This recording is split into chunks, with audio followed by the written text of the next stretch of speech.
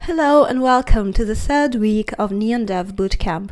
This week we'll be dissecting and having a closer look at one of the building blocks of Neon EVM composability feature, a custom library called System Program Library.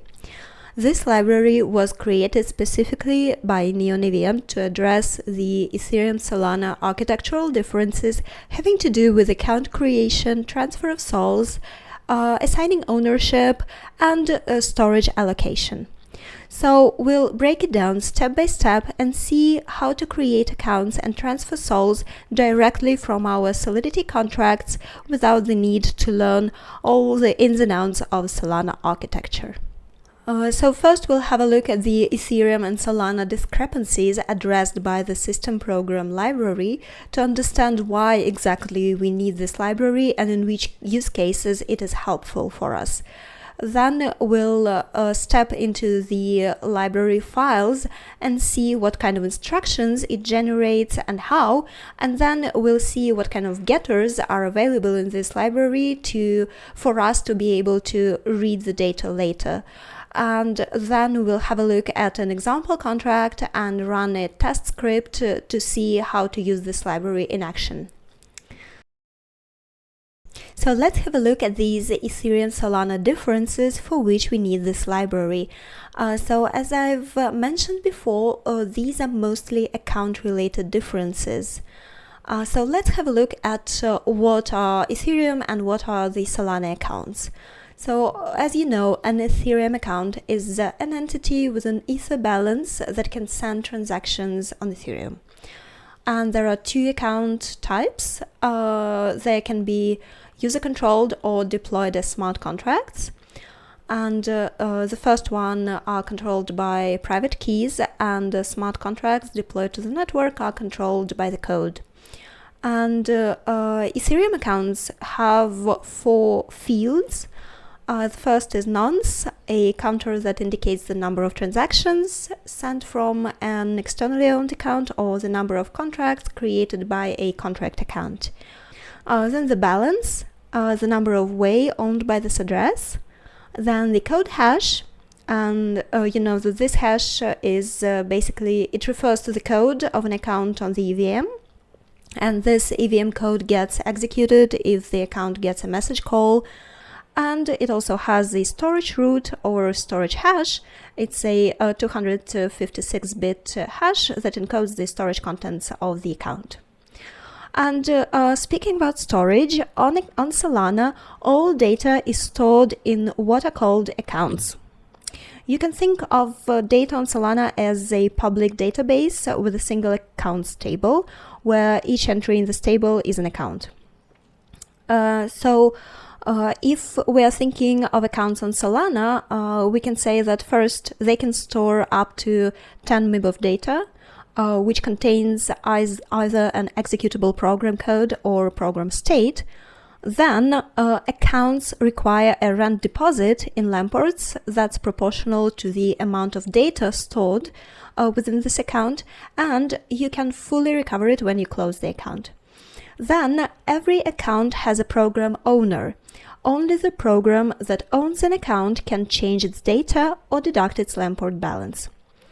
And there are program accounts that store the executable code of smart contracts. So we basically call smart contracts programs on Solana.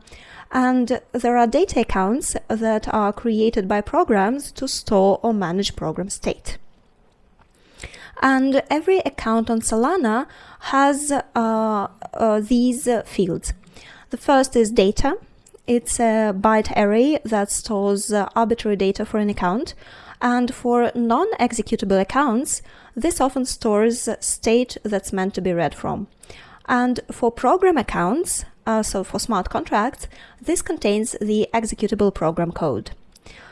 So this data field is usually called account data. Then there is a executable field, which is basically a flag, a Boolean field that shows if this account is a program or not. So if it's true, then it's a program. If it's false, then it's just a user account. Then the Lamports field is the account's balance in Lamports, which, as you know, is the smallest unit of Sol. So 1 Sol is 1 billion Lamports. Then there is an owner field, and this is the program ID, or you can say that it's a public key of the program that owns this account. And only the owner program can change the account's data, as we've said before. And then there is also a rent epoch, a field that specifies the periods for when Lamports are deducted from accounts. So on Solana, you need to pay rent, or if you pay rent for 2 years, you make this account rent exempt. But we'll mention it later as well.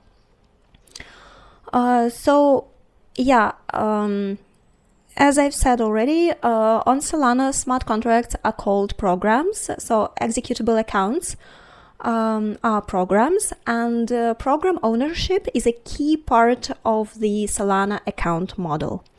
So every account has a designated program as its owner, and only owner program can do these two things, which are change the account's data field and deduct Lamports from the account's balance.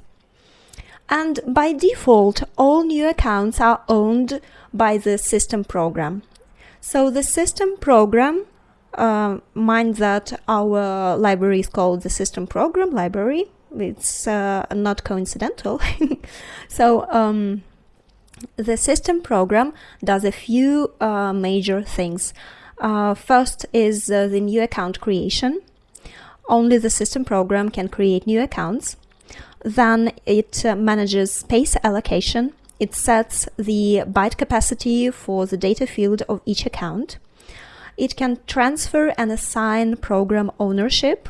So once the system program creates an account, it can reassign the designated program owner to a different program account. And that's how basically the custom programs take ownership of new accounts created by the system program. Just for reference, all wallet accounts on Solana are just accounts owned by the system program.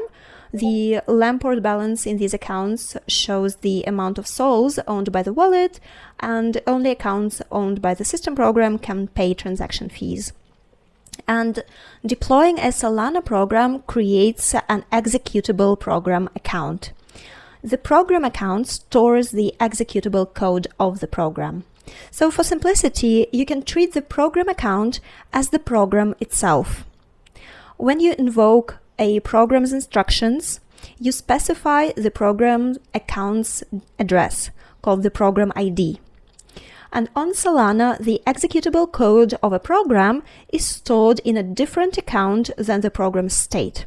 So to maintain state, programs define instructions to create separate accounts that they own. Each of these accounts has its own unique address and can store any arbitrary data defined by the program. So later, we are going to see how our system program library creates several accounts for us and creates instructions to manage these accounts. So not only this system program can create these accounts, and once the system program creates an account, it can then transfer or assign ownership of the new account to another custom program. And jumping forward, here you can see some of the instructions that we are going to explain later in more detail, but here you can see which specific Ethereum Solana discrepancy each of those instructions handles. So for example, the first one, a format create account with seed instruction creates a Solana PDA with seed. It's possible to create an account without seed on Solana, but I'll explain later why we're doing it this way. Basically, it's more safe because you don't have to provide a private key. On Solana you have to create an account explicitly, and this is why we have this instruction in our library. And then the next one formats the transfer, and basically we are gonna build this instruction and format the data for it, because sol transfers require proper writable accounts and explicit instruction formatting on Solana. Then the next instruction, format allocate with seed instruction, allocate storage space to a Solana PDA. Then the next one calculates how much SOL is needed to make an account rent exempt. Basically, I think I've told you already that you need to pay 2 years of rent to make the account rent exempt automatically, and you don't have to calculate this and go through the Solana documentation to be able to calculate this amount, because this instruction will handle it for you. And then we have a number of getters for you to be able to read the data later. So now let's go and look at this library closer. The system program library consists of 2 main files, the lib system program and lib system data. The first functions as a list of instructions, and the second is a list of getters. So with the first one, you're able to, for example, create an account, and with this, to read this account. Now let's start with the first instruction. So initially on Solana, you have 2 ways to create account, simply to create account and create account with seed. And as I've already mentioned, we support only the second way of creating an account, because the first one requires to provide a private key, and providing a private key on chain isn't safe. So that's why we use the second method, create account with seed. So the seed could be any random generated 32 bytes variable. It could be random numbers, a mix of strings or special symbols, so yeah, anything you want. And when you interact with this method, you have to pass a payer. You provide who is paying for the transaction, a base public key, which very often will be the smart contract interacting with the composability feature, the ID of the program, which will be granted the permission to write data to the new created account, and the seed. Coming back to what I said previously, the name speaks for itself. You need to provide a seed for the create account with seed method. And also the bytes seed used to derive the newly created account and account size. Basically, you have to define how big this account need to be, and this will affect how much you need to pay for it to become rent exempt. For example, if it's an SPL token account, then it's for sure 165 bytes. If it's a mint account of a new SPL token mint, it has to be 82 bytes. But anyway, this is an open field, and technically you are able to create an account up to almost 10 megabytes. So really it depends on what data you wish to store in your new account. And the thing is, the more account size you request, the higher the fee will be. Because you also need to make the account rent exempt if you want for it to in order for the validators to keep the state of this account, you have to pay fee for the validators. And when you provide enough LAMP ports for the next 2 years as a fee, you make it rent exempt. And by the way, this calculation for the rent exempt fee is happening in the library as well. So that you as an EVM developer don't need to learn how to calculate it on your side. So here, for example, in creation of the account, the library only needs to know how big your account will be in order to calculate the rent exempt fee. And in our libraries, in all of the libraries, we also prepare the instruction data. So this instruction data in the end will return the accounts list in the correct order. The order is very important for Solana. And if you mix up the order, then Solana will revert the transaction. Now, so then we need to tell us which are signers and which are writable. and this is also created in the instruction. Signers will be the accounts that sign the transactions, and in Solana you have more signers than one, so you have multiple signers, compared to Ethereum where you have only one signer per transaction. So for this particular instruction, you can see that we need 2 signers to create the account. Then we need to format instruction to send the native token data, which is sols on Solana. And here we have 3 parameters: sender, recipient, and amount. And so here we generate the instruction data and just return what is needed. And another instruction here is to format assigned with seed.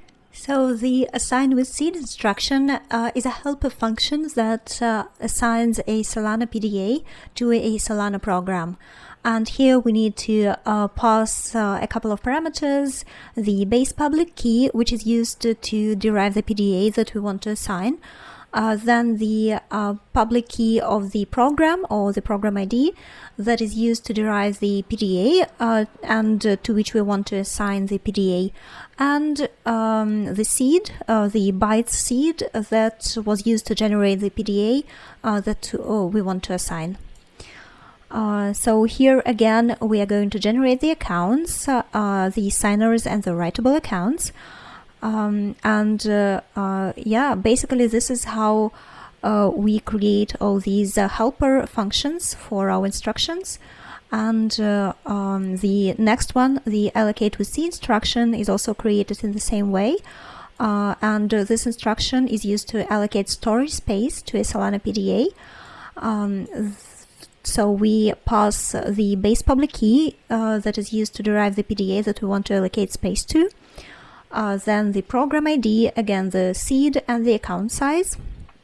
Yeah, and once again, different kinds of, for example, tokens will require different account sizes, and basically this will affect how much fee you're going to pay for the account to become rent exempt. With allocate with seed instruction, basically the thing is that PDA accounts are off-curve accounts, which means that they don't have a private key. So the account you create is needed to connect to a program, and then this program has the permission to make state changes on the behalf of this account. So as you remember in the beginning, we said that only the system program on Solana can make any kind of changes to a program, but at the same time the system program can connect this account to another program, a custom program, and this is the way to transfer ownership. And so the second important file in this library is the lib system data, which contains a list of getters to read the instruction data we get. For example, you can read balance of any account, get the owner of each account to understand if it's executable or not. Yeah, so we've talked before about the thing that every account on Solana has a field specifying if it's executable, true, or then the account contains some bytecode. So this is a program, or in Ethereum terms, it's a smart contract. And if it's false, then it's a user account. So it contains some kind of non-executable storage, like a PDA, for example. So this getter get rent epoch. So this is the same. This is the time period for how long this account is rent exempt. Then get space. This is how you read the bytes that are allocated for this account. Then get system account data. Then get create with seed account is a helper function to derive the address of the Solana account, which would be created by executing a create with seed instruction formatted with the same parameters. Then we have, for example, get rent exemption balance, and this is the storage space allocated to considered Solana account in bytes. And to see how to interact with these instructions and get this data, we can use our example contract called call system program. And so this is basically the example of how to create an account with seed. Here you pass the seed, you build the instruction, and then you pass the instruction to the precompile.